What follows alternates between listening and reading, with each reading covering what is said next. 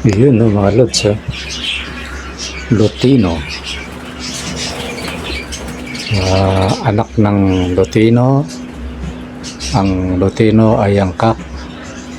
Tapos yung hen, Cremino. Pero parehas red eye yung magulang, mga lods.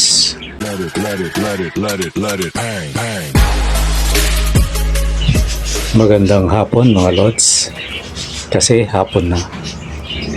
Sinsya na mga idol, ano. Short film lang tayo ngayon kasi pagod tayo. Totally, kararating ko lang, mga lods.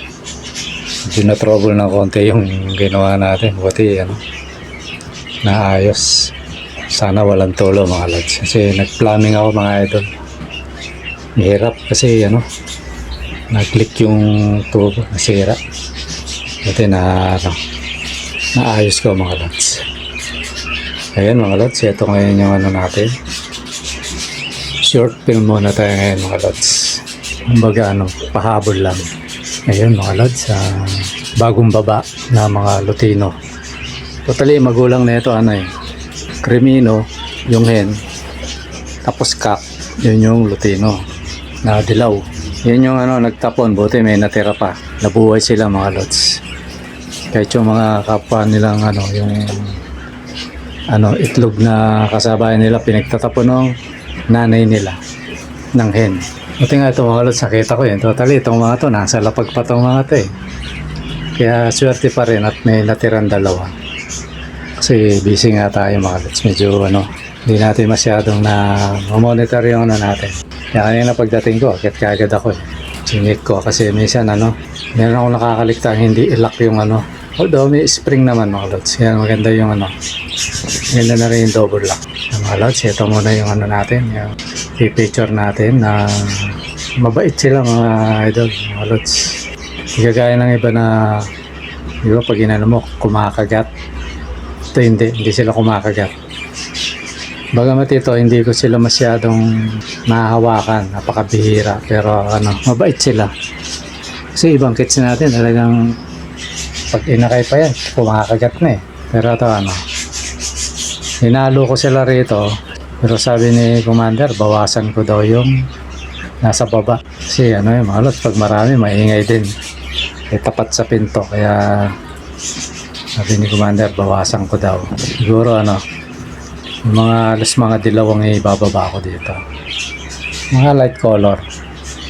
Yung ibang mga iakit natin, babalik natin doon. Tapos, pumayag si Commander na maglagay uli ako ng cage. Sana tuloy-tuloy yung natin. Kasi ngayon, pitik-pitik lang yung tira natin, mga lods. Sana magtuloy-tuloy yung gawa natin. Makapag-produce tayo ng cage. Kahit hindi naman gano'ng kalaki nung isa. Kahit medyo, 1 meter, 1 meter by 1 meter, yun, ganun lang. By 60 or 80, ganun. Tamtaman lang. Kasi isa malaki nga. Nasa 170 yata yun. 180. Yung haba. Siya, malaki. Ngayon, kung dito maglalagay, maganda. Yan, mga lods, ito muna yung natin. At ako'y, pinakawalan ko lang, sabay video, mga lods.